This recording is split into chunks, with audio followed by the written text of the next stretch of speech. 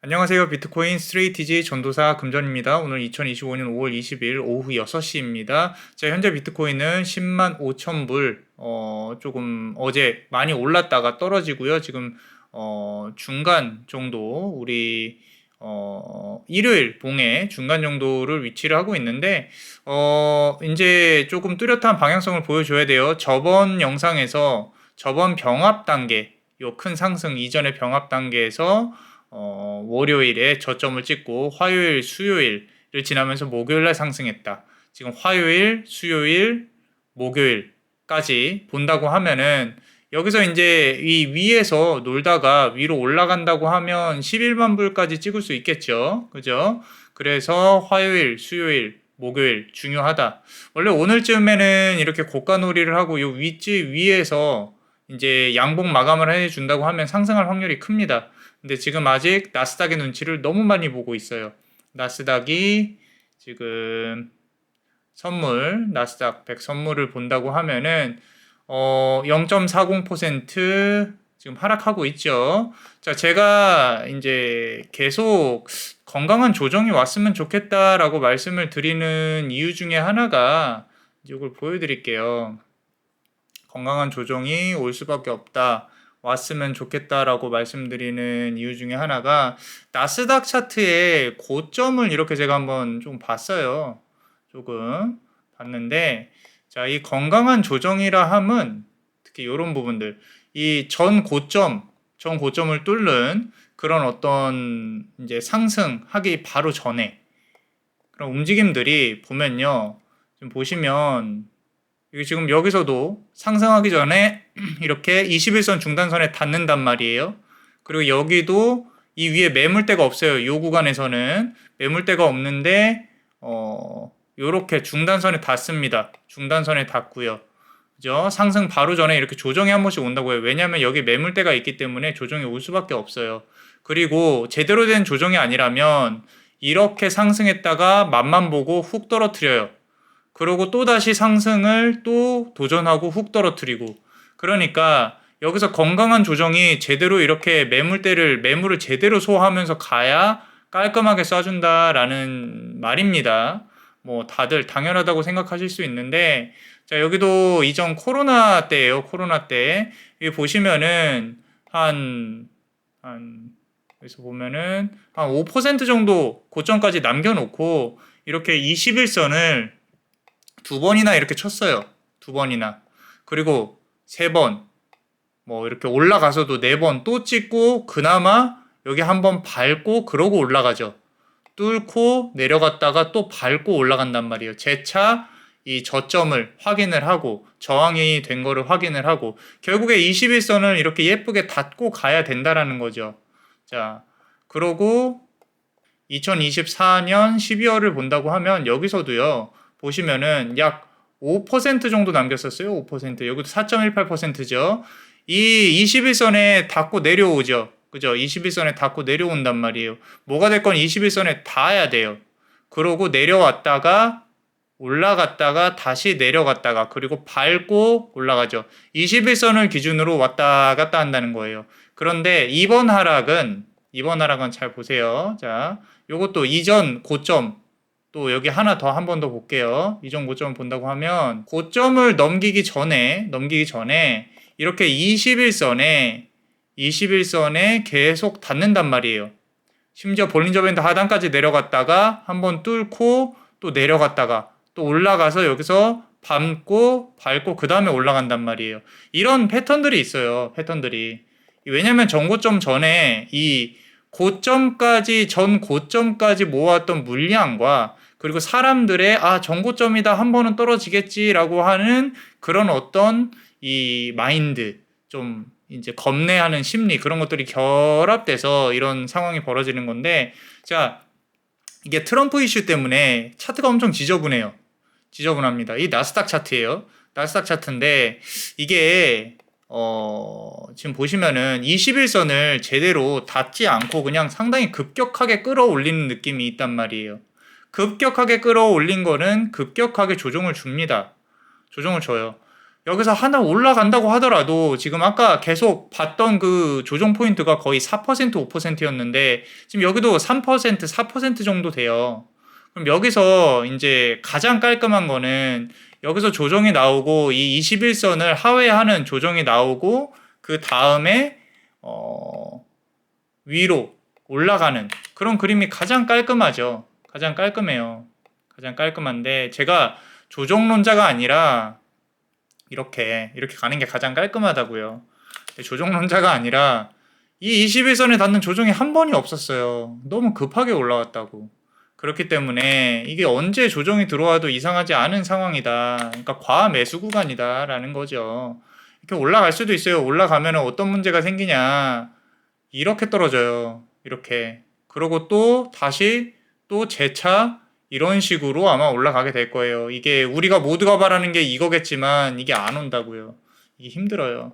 자, 그래서 지금 비트코인은 이 나스닥의 눈치를 엄청 보고 있습니다. 여기에 이제 아까 고점 전에 조정받는 부분을 한 번 더 보여드리면 제가 이제 여기도 이 좀 기간이 길어요. 우리 언제냐면요. 2018년 하락장부터 2021년에 고점을 뚫기 전에 여기를 보시면 21선에 닿는단 말이에요. 고점 전에. 거의 고점까지 가서 닿았네요. 그죠? 내려와서 한 번은 조정을 주고 또 조정 주고 그 다음에 올라갔죠.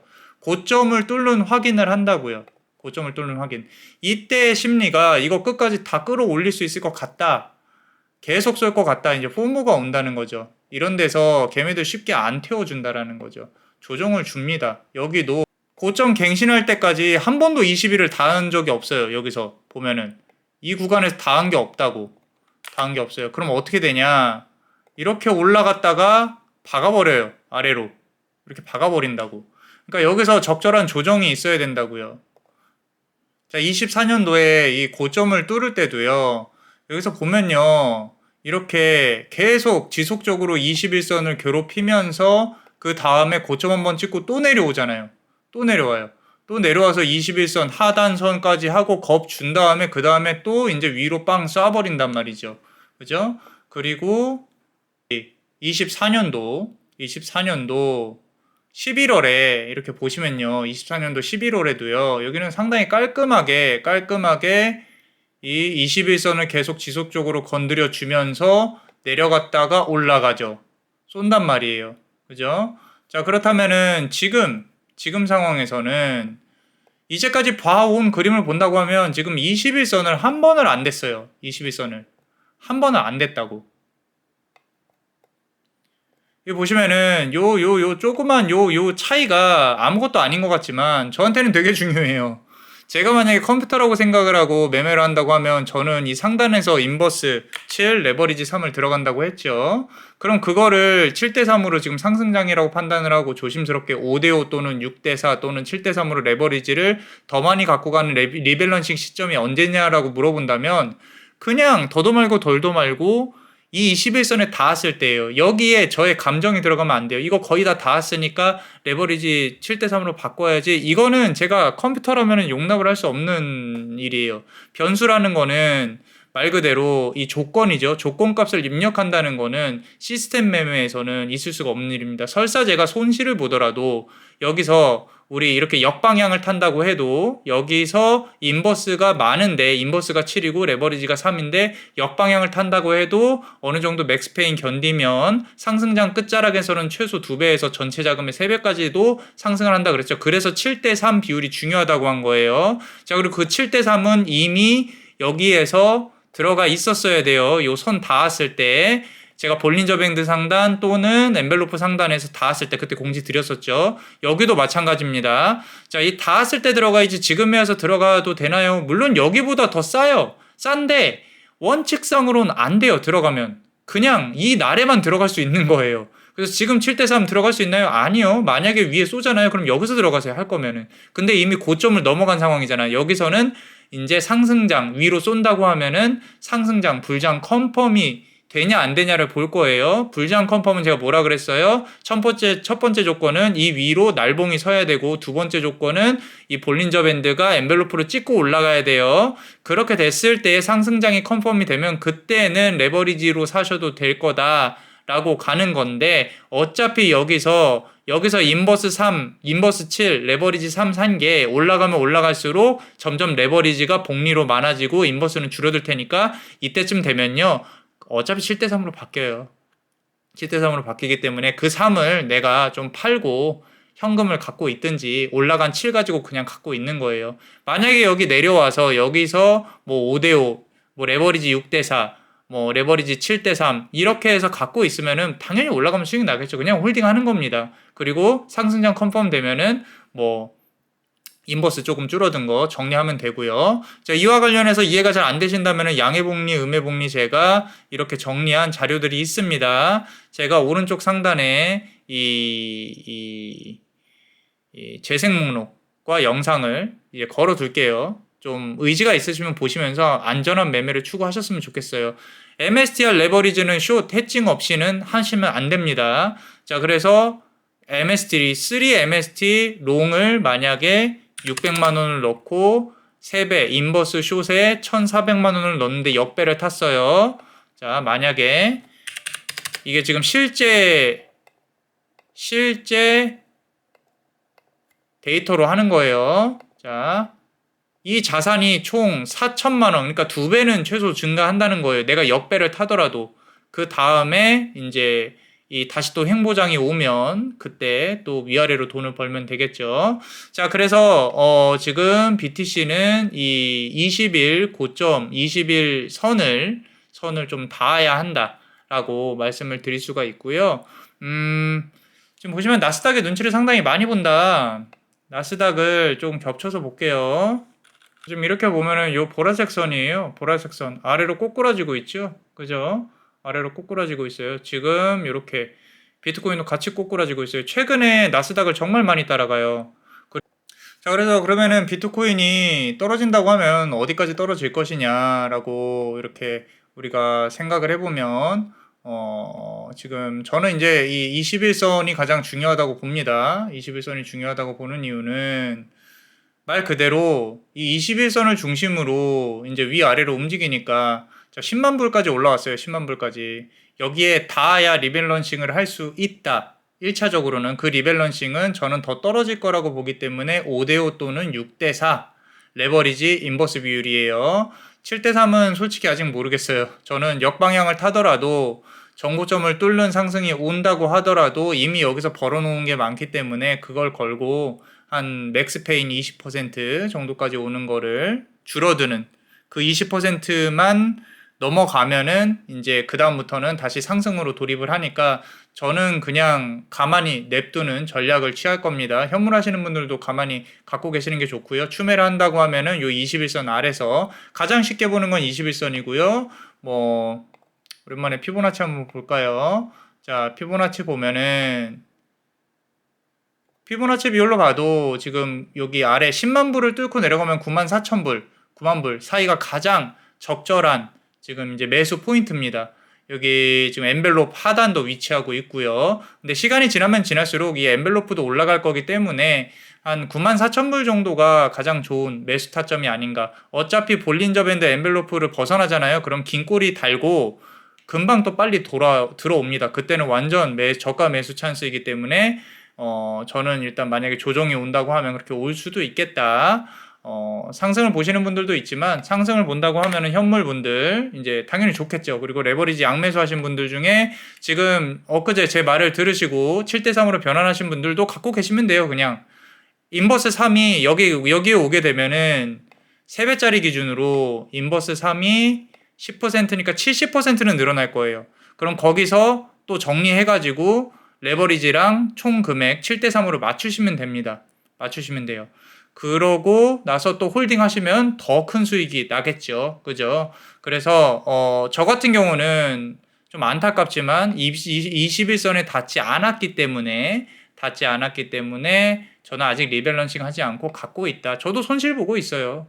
그래서 한 10에서 20% 정도 손실 보고 있습니다. 왜냐면은 여기서 한번 리밸런싱하고 인버스 한번 들어갔는데 상승해 버렸죠. 그죠? 원래는 여기 갖고 있었어야 돼요. 근데 이제 매매 들어오신 분들하고 같이 하려고 여기서 또 7대3으로 맞췄어요. 저도. 자, 원래는 그냥 여기서 했으면 갖고 있는다. 근데 여기서 7대3으로 이제 같이 들어가신 분들은 막 수익을 받다가 또 저 따라서 계속 홀딩한다고 하시는 분들은 또 일부 조금 마이너스 났다가 7대3으로 들어갔으니까 그 차익인 4만큼의 움직임만 감소하시면 된다 이거죠. 그죠? 자, 근데 이제 우리가 방향성이 나올 때까지 기다려야 된다. 이렇게 횡보 구간은 사실 저희한테 좋은 건 아니에요.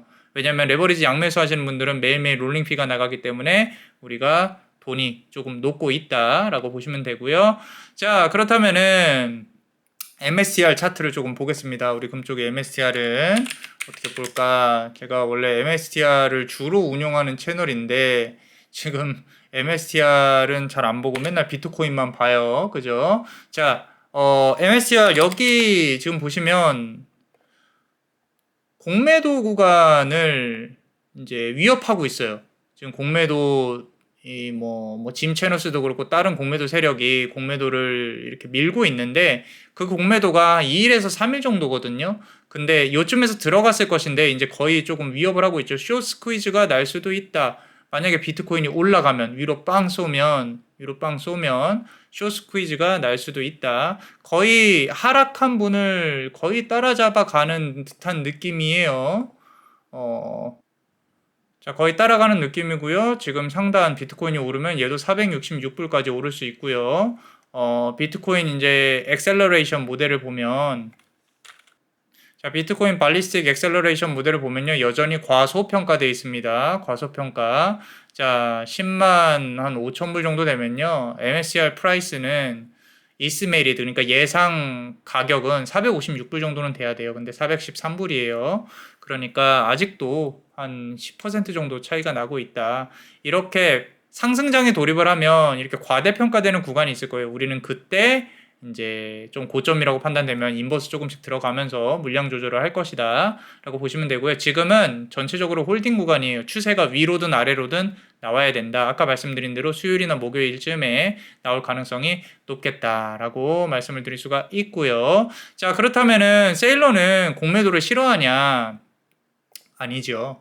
왜 좋아하는지 알려드릴게요. 자, 지금 공매도 잔고 수량이 어제 체크했을 때 10% 정도였어요. 전체 28만 주 중에 2만 8천 주 중에 2,871만 주가 지금 공매도로 베팅을 하고 있습니다. 그 공매도 잔고 비율이 지금 10% 정도에서 24% 정도로 늘어났어요. 지금 공매도가 상당히 높은 수준입니다. 그리고 2일에서 3일 정도. 그래서 수요일, 목요일 정도에 뭔가 쇼부가 나야 된다라고 생각을 하고 있고요. 공매도 금액 총합은 16.5조 원입니다. 상당히 크죠. 그죠?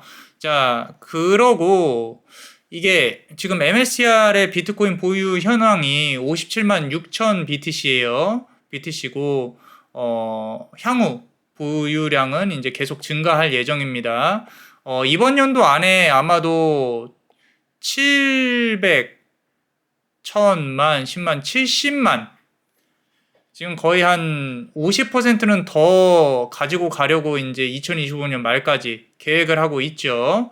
현재 레버리지 비율은 14%고 목표는 20에 30%라고 하는데 뭐 다 아시겠지만 ATM이나 전환사채 우선주로 합니다. 자, 인텔리전트 레버리지라는 말을 써요. 정교한 레버리지인데 레버리지 비율이 뭐냐면요. 쉽게 말해서 총 자산에서 빌린 돈을 말하는 거예요. 그러니까 지금은 전체 자산에서 14% 정도가 빚이에요. 빚. 그걸로 비트코인을 만들고 있는 거예요. ATM은 빚이 아닙니다.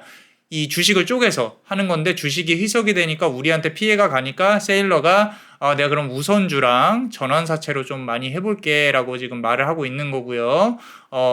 이쯤에서 이 자료는 또 이렇게 댓글과 제목에서 볼 수 있으니까 구독과 좋아요 부탁드리고요. 자, 우리가 가진 자산 중에 20에 30% 정도는 빌린 돈으로 운영해도 괜찮다. 조금 더 전환사채라든지 이런 부분을 빌려가지고 비트코인을 더 살 거다라고 하는 겁니다.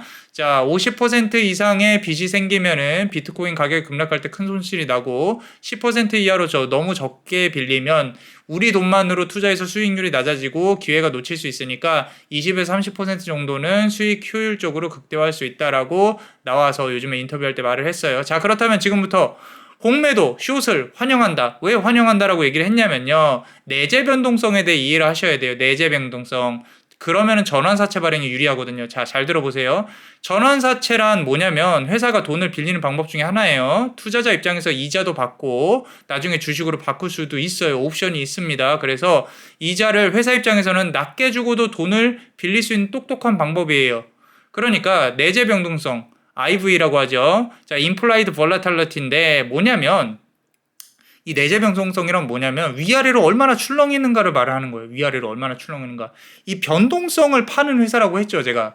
변동성. 무슨 얘기냐면 여러분들이 위아래로 이렇게 출렁거리면 주주들한테 안 좋은 거냐? 당연히 안 좋은 거죠. 근데 이 주가가 출렁거리면요. 옵션의 가치가 커져요. 그러니까 무슨 얘기냐면 이 옵션이 비싸지면 전환사채 발행도 회사한테 유리한 조건이 돼요. 자, 예를 들어서 어떤 투자자들이 MSCR 주식을 공매도를 쳐요. 그럼 주식이 하락했다 다시 오르기도 하고 주가가 들쑥날쑥하죠. 지금처럼. 그럼 주가 출렁임이 커지면 내재 변동성이 올라갑니다. 내재 변동성, 아까 말씀드린 변동성이 올라가요. 그러면은 이 변동성이 올라가면은 전환사채를 발행할 때 낮은 이자만 주면 돼요. 왜냐면 이 내재 변동성을 활용해서 니네도 수익을 내. 아비트라지 매매도 할 수 있고 아주 좋아. 라고 하는 겁니다. 그래서 비트코인은 변동성이고 MSCR은 그 변동성을 더 키운 카지노판이라는 거예요. 나중에 주가가 오를 때 전환돼도 부담이 적습니다. 우리는 그래서 이걸 이용해가지고 레버리지 인버스로 수익을 낼 것이다 라는 거죠. 그래서 제가 레버리지 인버스 3대7을 7대3, 3대7 이론을 볼린저 밴드와 엔벨로프 상단에서 적용을 하는 거예요. 하단에서도. 자, 숏 세력이 늘면 MSCR이 유리하게 자금을 조달할 수 있다. 자, 숏 세력 덕분에 주가가 출렁이니까 우리 그걸 이용해서 유리하게 돈을 빌릴 수 있어. 이게 세일러가 숏을 환영합니다. 공매도 괜찮아요. 하세요. 자신 있으면 하세요. 라고 하는 거예요. 왜 전환사채 발행을 덜 하게 됐을까? 요즘은 주가 변동폭이 상승장이라서 적어졌어요.